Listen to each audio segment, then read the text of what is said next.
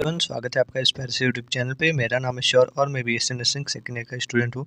तो आज के हमारे इस वीडियो में हम बात करेंगे फार्माकोलॉजी। अगर आपका तैयार नहीं है तो आप मतलब बचे हुए कुछ आज और कल में कैसे तैयार करोगे, और जो मतलब ऐसे कैसे लिखोगे कि मतलब अच्छे मार्क्स पालोगे या फिर मतलब पासिंग मार्क्स पालोगे। तो उस पर बात करेंगे। अगर कुछ भी याद नहीं है तो क्या क्या आपको करना होगा अभी से, ठीक है। तो चलिए बात करते हैं। फर्स्ट ऑफ ऑल आपको मतलब अगर हम बात करें तो फार्माकोलॉजी में सबसे इम्पोर्टेंट अगर कुछ होता है तो वो होती है सारी की सारी हेडिंग्स, ठीक है। हेडिंग्स में आप सब कुछ इसमें देखोगे, जैसे कि आप जैसे कि इंट्रोडक्शन हो गया, definition, classification, mode of sorry mechanism of action हो गया, इंडिकेशन हो गया, फिर ये कॉन्ट्रा इंडिकेशन हो गया, साइड इफेक्ट, एडवर्स इफेक्ट, और इसके साथ साथ नर्सिंग रिस्पॉन्सिबिलिटी और रोल ऑफ नर्स हो गया। तो ये सारे के सारे आपको टॉपिक्स आपको मतलब देखना होगा, क्योंकि ये सबसे ज़्यादा मोस्ट इम्पॉर्टेंट हेडिंग्स हैं। जैसे कि अगर आप सबसे पहले तो आपको इसका जो डेफिनेशन है, कोई भी जो भी मेडिसिन्स हैं, सारे के सारे मेडिसिन्स का एक बार आपको डेफिनेशन गो थ्रू होना होगा। उससे आपको आप पूरी की पूरी इसमें जो भी है वो लिख सकते हो। जैसे कि डेफिनेशन अगर पता है आपको तो इंट्रोडक्शन उससे क्रिएट कर सकते हो। देन क्लासिफिकेशन की बात करें तो ये मतलब थोड़ा डिफ़िकल्ट है क्लासिफिकेशन, उसमें मेडिसिन्स का या फिर कोई भी ड्रग डोज़ का ये सब लर्न करना होता है, ठीक है। इसके साथ-साथ मैकेनिज़्म ऑफ डेफिनिशन से ही मैकेनिज़्म ऑफ एक्शन लिख सकते हो, क्योंकि आपको पता है कि जो ड्रग है वो किसके लिए काम कर रहा है। तो किसके लिए काम कर रहा है तो आपको ये भी पता होगा कि कैसे काम कर रहा है। तो मैकेनिज़्म ऑफ एक्शन भी लिखना बहुत ज़्यादा उससे आसान हो जाएगा। इंडिकेशन आप लिख सकते हो कि कैसे-कैसे किसके लिए काम कर रहा है, उसी से रिलेटेड हो जाएगा। कॉन्ट्रा इंडिकेशन, कैसे पेशेंट को हमें नहीं देना है, कैसे पेशेंट को हमें मतलब नहीं देना होता है, उनसे मतलब अवॉइड करना होता है, ठीक है। साइड इफ़ेक्ट कैसे होगा, जैसे कि अगर आपको पता है कि जो मेडिसिन्स हैं वो किस लिए यूज़ हो रही हैं, क्या यूज़ हो रही हैं, तो उसमें आप साइड इफ़ेक्ट कुछ जो टर्म्स होती हैं, जैसे कि इंडिकेशन हो गया, कॉन्ट्रा इंडिकेशन हो गया, साइड इफ़ेक्ट हो गया। तो ये इन तीनों चारों में मतलब कुछ-कुछ टर्म्स ऐसी होती हैं जो सारे के सारे कंडीशंस में रिपीटेड होती हैं। तो वो भी आप देख लेना कि कौन-कौन सी कंडीशंस रिपीट हो रही है, कोई-कोई डिज़ीज़ कंडीशन रिपीट होती है। तो ये सब आप आसानी से लिख सकते हो, ठीक है। एडवर्स इफ़ेक्ट लिख सकते हो, कोई भी डिज़ीज़ का नाम लिख दो। ऐसे कोई भी बड़ा-बड़ा डिज़ीज़ जो होती है वो आप लिख सकते हो, जो कॉम्प्लेक्स हो, उसका मतलब जल्दी पता ना चलता हो, वो भी लिख सकते हो। उसमें आपको कोई प्रॉब्लम नहीं होगा, एडवर्स इफ़ेक्ट में लिख सकते हो, लेकिन उससे रिलेटेड होना चाहिए, ठीक है। और नर्सिंग रिस्पॉन्सिबिलिटी तो ये बहुत इंपॉर्टेंट है। इसमें आप मतलब ये कोई भी एक ड्रग के लिए याद कर रहे हो तो वो मतलब सारे ही ड्रग पे काम करेगा। तो नर्सिंग रिस्पॉन्सिबिलिटी बहुत आसान है, किसी भी एक ड्रग के लिए याद कर लो, ठीक है। तो ये 10 पॉइंट्स इसमें याद कर लोगे तो आसानी से ये सही रहेगा, ठीक है। तो ये सब हो गया। अब इसके बाद से हम बात करें जेनेरिक नेम को कैसे लिखना होगा, कैसे प्रैक्टिस करना होगा, ठीक है। इसमें अगर कैटेगरीज़ की बात करें तो बहुत सारे जो ड्रग्स हैं वो बहुत ज़्यादा रिपीटेड होती हैं और बार-बार आती हैं। तो पेन किलर में आप देख सकते हो, जैसे कि ये पैरासिटामोल हो गया, इबुप्रोफेन हो गया, ठीक है। ये एंटीबायोटिक में एमॉक्सिलिन हो गया, सेप्रोफोलोक्सीन हो गया, ठीक है। ये सब हो गए जो ड्रग्स बार-बार मतलब यूज़ होती है, जैसे रेनिटेरिन हो गया, हाइपरटेंसिव ड्रग हो गया, या फिर डायबिटीज़ एंटी डायबिटिक हो गया। तो ये सब आप ड्रग देख लेना, ठीक है। रोल ऑफ नर्स जो होता है हमेशा ही लिखना होता है, किसी भी कंडीशन में आप इसको छोड़ नहीं सकते। जैसे कि राइट, ये मतलब मोस्ट कॉमन जो मतलब इसमें होता है, जैसे कि right patient, right dose, right time लिख सकते हैं, मॉनिटर करना है साइड इफेक्ट रिपोर्ट को, एजुकेट करना है पेशेंट के डोज को। ये सब सारे ही मतलब मेडिसिन्स में कॉमन होता है, आपको ये लिख सकते हो, ठीक है। मेंटेन करना होगा ड्रग रिपोर्ट को, साथ में फॉलो करना होगा, और जो डॉक्टर होगा इंस्ट्रक्शन, ठीक है। तो ये जो पाँचों मतलब टर्म्स है, ये सब आप सब में कॉमन रहेगा। तो ये देख सकते हो, इसको आप अलग भी बना सकते हो। राइट पेशेंट के का एक पॉइंट हो गया, राइट डोज का एक पॉइंट, और राइट टाइम का हो गया। इसके साथ साथ राइट डॉक्यूमेंटेशन हो गया, और ये सब आप देख सकते हो, ठीक है।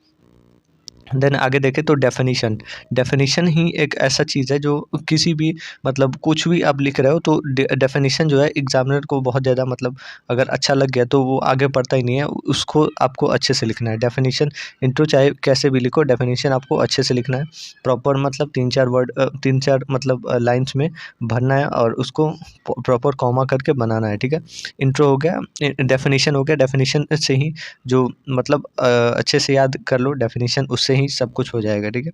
साइड इफ़ेक्ट है तो साइड इफ़ेक्ट में आप जो भी उससे रिलेटेड जो ड्रग से रिलेटेड साइड इफ़ेक्ट है वो देख सकते हो। जैसे कि ये एंटीबायोटिक वाला है तो ये ड्रग जो ये है यूज़ होता है बैक्टीरिया इन्फेक्शन के लिए, ठीक है। एनाल्जेसिक है तो ये पेन रिलीफ के लिए यूज़ होता है। तो ये सब हो गया।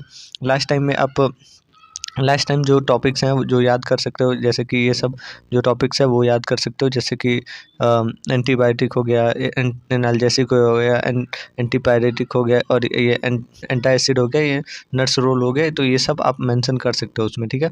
इसके साथ साथ जो एमसीक्यूज़ है, एमसीक्यूज़ में आप वैसे तो बहुत सारे कॉलेजेस में जो टीचर्स ही मतलब बता देते हैं कि मेरे वाले कॉलेज में तो बता देते हैं, सच बताओ तो टीचर्स ही मतलब मार्क कर देते हैं, या फिर बाहर जाओगे तो वॉशरूम के बहाने वहाँ पे बता देते हैं लोग, ऐसे होता है।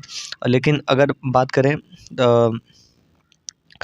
करें नहीं आ रहा है तो तुक्का लगाने भी आना चाहिए, जैसे कि कुछ जो टर्म्स है उससे रिलेटेड अगर मिले तो ही मार्क करो, या फिर अगल बगल में पूछ लो, ठीक है। जो मतलब अगर आप लिख रहे हो कॉपी को, तो आपका तो जैसे मेन जो क्वेश्चन होता है 10 मार्क्स का होता है और 5 मार्क्स का होता है, जो कि बहुत ज़्यादा नंबर स्कोरिंग होता है। और एमसीक्यूज़ सबसे इम्पोर्टेंट होता है। एमसीक्यूज़ मतलब कम ही एफर्ट लगा के आप ज़्यादा मार्क्स गेन कर सकते हो, ठीक है। 8 मार्क्स होते हैं तो आराम से 8 मार्क्स आ सकता है अगर अच्छे से लिखो तो, ठीक है। तो इसमें सबसे ज़्यादा ये 10 मार्क्स और 5 मार्क्स इंपॉर्टेंट होता है। अब 10 मार्क्स को हम लोग कैसे लिखेंगे? पहले तो वे ऑफ प्रेजेंटेशन बहुत सही होना चाहिए। इंट्रोडक्शन लिख रहे हो, डेफिनेशन, सब कुछ सीक्वेंस में, ठीक है। एक चीज़ मैं और बताना भूल गया, अगर आप 10 नंबर का क्वेश्चन लिख रहे हो तो उसमें फार्माकाइनेटिक्स जो होती है उसको भी बहुत ज़्यादा इंपॉर्टेंट माना जाता है, क्योंकि उसमें मतलब एक साथ चार चार टर्म्स आ जाती हैं, और 4 टर्म्स आती हैं तो उससे आपका पेज भी भर जाता है, ठीक है।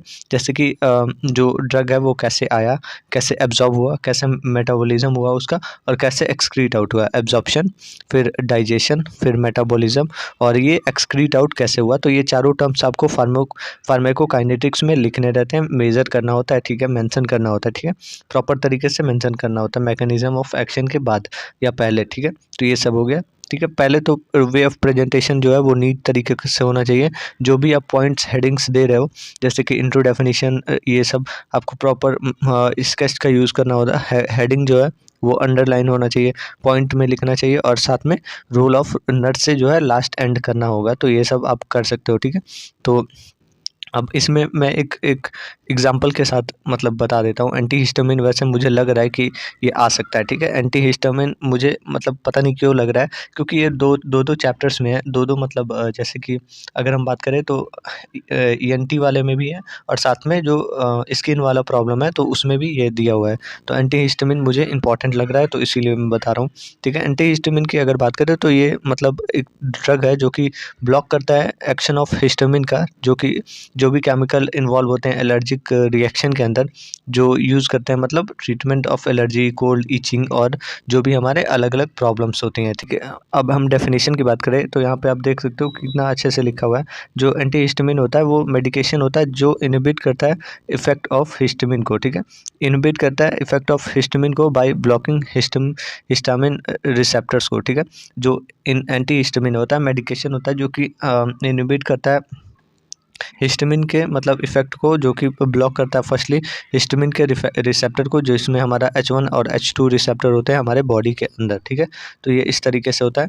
अगर हम टाइप की बात करें तो मेजरली हमारे पास 2 टाइप्स होते हैं, H1 और H2, जो कि ब्लॉकर्स होते हैं। जो फर्स्ट वाला है वो हमारा एलर्जिक सिम्टम्स के लिए होता है, जो कि सिट्रीजिन, क्लोरफेनिनामाइन हो गया, तो ये होता है। और इसके साथ साथ अगर H2 की बात करें तो ये हमारा मतलब रिड्यूस करता है स्टमक एसिड को, जिसमें रेनिटिडीन होता है और फॉर्मिपिटिडिन होता है। तो ये हो गया 2 टर्म्स, ठीक है। इसके बाद से हम तो अब हम इसमें एग्जांपल की बात करेंगे, फर्स्ट जनरेशन मेडिसिन के बारे में बात करेंगे। तो हम यहाँ पे हमारे पास है डाइफेनहाइड्रामाइन है, ठीक है।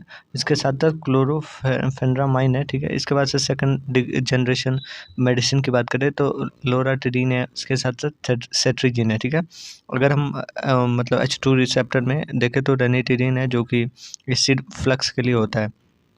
देन हम मैकेनिज़्म ऑफ एक्शन की बात करेंगे। मैकेनिज़्म ऑफ एक्शन की अगर बात करें तो ये मैंने ऊपर ही बताया कि ब्लॉक करते हैं रिसेप्टर्स को, ऐसे ही आपको देखना भी है, क्योंकि आप देख रहे होगे कि यहाँ पे जो डेफिनेशन है वहीं से हमें पता चल गया कि जो ये हिस्टामिन है ब्लॉक करता है H1 और H2 को, ठीक है। देन ये मतलब प्रिवेंट करता है सिम्टम्स से, जैसे कि एलर्जिक सिम्टम्स से, जैसे स्नीजिंग हो गया, इचिंग हो गया, फिर रनी नोज़ हो गया और रैश हो गया, तो इस सब केसेस में, ठीक है। और इसके बाद से हम फार्माकोकाइनेटिक्स की बात करेंगे हिस्टामिन में, तो ये अलग-अलग तरीके से होता है। जैसे एब्जॉर्प्शन की हम बात करेंगे तो मोस्ट हिस्टामिन जो होता है मतलब वेल एब्जॉर्ब गैस्ट्रोइंटेस्टाइनल ट्रैक के अंदर होता है आफ्टर हम ओरल जब एडमिनिस्ट्रेशन कर लेते हैं। तो अगर फर्स्ट जनरेशन की बात करें तो ये 30 से 60 मिनट लगता है, और सेकंड जनरेशन मतलब न्यूली मॉडर्न जो मेडिसिन है वो एक से 3 घंटे लगते हैं, ठीक है। देन इसमें डिस्ट्रीब्यूशन है, ठीक है। फर्स्ट जनरेशन जो मेडिसिन है वो मतलब क्रॉस कर सकता है ब्लड ब्रेन बैरियर को, जो कि मतलब अर्ली टाइम का मेडिसिन है, ठीक है। और ये जो है कर सकता है ड्राउनेस और सेडेशन, ठीक है। वाइडली डिस्ट्रीब्यूट हो सकता मतलब होता है सीएनएस में और जो पेरिफेरल टिश्यूज है उसके अंदर। सेकंड जो जनरेशन एंटी हिस्टामिन है वो मतलब क्रॉस नहीं कर सकता ब्लड ब्रेन बैरियर को, और ये लेस सेडेटिव होता है और मतलब हाई प्रोटीन बाइंडिंग होता है, ठीक है, लोरिटिडीन, ठीक है। इसके बाद से मेटाबॉलिज्म की हम बात करेंगे।